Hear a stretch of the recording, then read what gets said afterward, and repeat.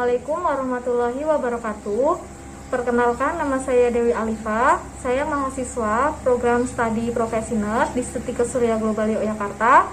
Pada kesempatan kali ini saya akan melakukan pendidikan kesehatan mengenai hipertensi atau tekanan darah tinggi pada Nyonya S di Desa Blado Potorono, Banguntapan, Bantul. Tugas ini dibuat untuk memenuhi tugas dari stase keperawatan keluarga program studi pendidikan nurse Setika Surya Global Yogyakarta. Assalamualaikum warahmatullahi wabarakatuh. Waalaikumsalam. Selamat siang, Bu. Iya, siang. Kalau perkenalkan, nama saya Dewi Alifa. Saya mahasiswa profesi nurse Setika Surya Global Yogyakarta. Sebelumnya ini dengan Ibu Suharti ya, Bu ya? Iya.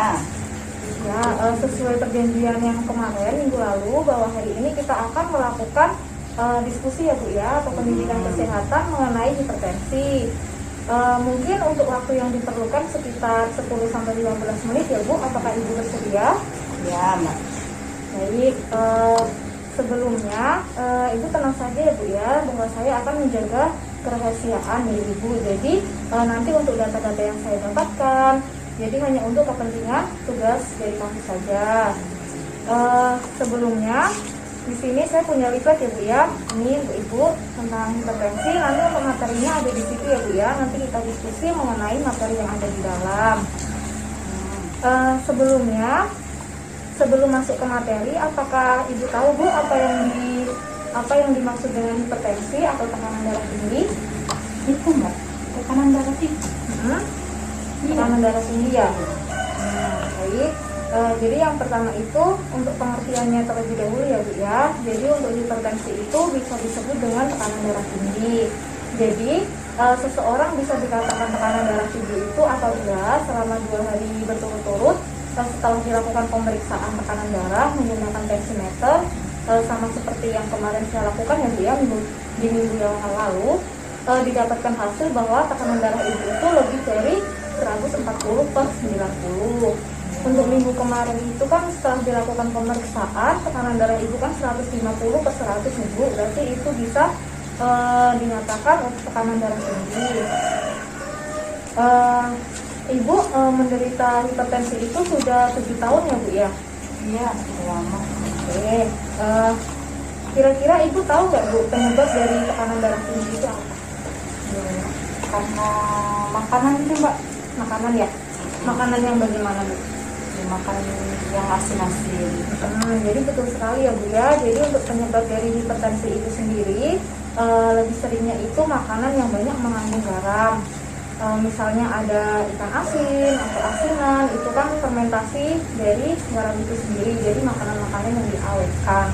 Kemudian selain itu penyebabnya itu ada obesitas, atau dikatakan obesitas itu berat badan yang berlebih. Jadi misalnya seseorang itu berat badannya itu berlebih atau mengalami kegemukan, itu juga bisa menyebabkan hipertensi. Nah itu disebabkan karena jantung itu kan memompa lebih keras dari biasanya, jadi lebih beresiko atau akan lebih terkena hipertensi untuk orang yang obesitas. Kemudian selanjutnya ada kurang olahraga. Jadi orang yang kurang olahraga itu juga beresiko terkena penyakit hipertensi. Karena kan kalau misalnya orang yang kurang olahraga itu kan aliran darahnya itu kurang lancar, gitu ya Bu ya. Kemudian di leaflet juga ini ya Bu ya, ada kebiasaan merokok, kemudian minum alkohol, kemudian minum kopi, dan juga kecemasan. Jadi hal-hal tersebut juga dapat menyebabkan hipertensi. Kemudian untuk selanjutnya di sini ada tanda dan gejala hipertensi ya Bu ya. Nah Ibu itu selama 7 tahun mengalami hipertensi atau tekanan darah tinggi, tanda-tanda yang dirasakan itu apa aja Bu? Biasanya pusing. Pusing ya. Kalau biasanya jantungnya itu berdebar-debar nggak Bu? Kadang-kadang ya. Berarti selama ini mengonsumsi obat ya Bu ya? Iya. Dari 7 tahun atau dari berapa lama? Ya, dari awal sudah mengonsumsi obat ya Bu ya. Jadi kan selama ini agak terkontrol ya untuk tekanan darahnya. Nah kemudian di sini ya Bu, untuk tanda dan gejala hipertensi ada gemetar, kemudian sakit kepala, kemudian jantungnya berdebar-debar, kemudian sukar tidur. Ibu kalau misalnya malam hari sukar tidur nggak Bu? Enggak ya, jadi selama ini masih bisa tidur nyenyak ya Bu. Oke.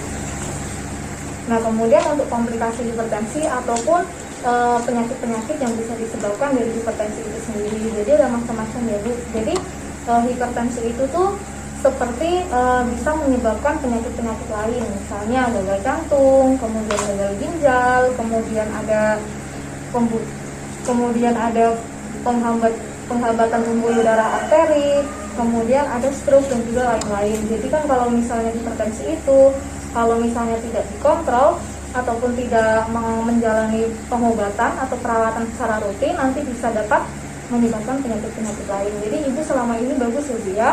Jadi selalu mengontrol kesehatan, kemudian mengontrol tekanan darahnya, kemudian selalu minum obat ya Bu ya secara rutin. Hanya ibu selama ini kalau misalnya membeli obat atau periksa itu di mana Bu? Atau di puskesmas atau di rumah sakit atau di mana? Di puskesmas kelengkapan Di puskesmas ya. Oke. Jadi untuk yang selanjutnya ini yang terakhir adalah diet hipertensi atau makanan hipertensi. Jadi makanan-makanan apa yang boleh disarankan dan juga makanan-makanan apa yang sebaiknya ibu kurangi ya Bu ya untuk mengkontrol dari hipertensi itu sendiri. Soalnya kalau misalnya penyakit hipertensi itu kan tidak bisa sembuh total ya Bu ya, karena kan itu di dalam pembuluh darah atau aliran darah, jadi tidak bisa disembuhkan namun bisa dikontrol. Nah, untuk makanan yang dianjurkan di sini ada 3 ya Bu ya, dari sumber karbohidrat, kemudian sumber protein dan juga sumber vitamin. Nah, untuk sumber karbohidratnya ini ya ibu bisa makan seperti roti, kemudian nasi, jadi makanan-makanan berat seperti biasanya, namun untuk yang tidak tinggi garam. Jadi itu bisa disarankan untuk ibu. Kemudian yang kedua yaitu sumber protein. Biasanya ibu sumber proteinnya itu makanan dari seperti apa Bu? Protein itu ya seperti yang ada di ikan, daging. Ibu biasanya mengonsumsi itu ikan ya, lebih seringnya ikan ya. Kalau daging jarang. Kalau ikan asin Bu? ya Kadang-kadang ya. Tapi kalau ikan asin itu kan salah satu makanan yang tinggi garam ya Bu ya, karena kan itu diawetkan. Jadi lebih baik untuk dikurangi atau malah dihindari ya Bu ya, biar lebih terkontrol. Kemudian untuk buah-buahan dan sayuran gimana Bu?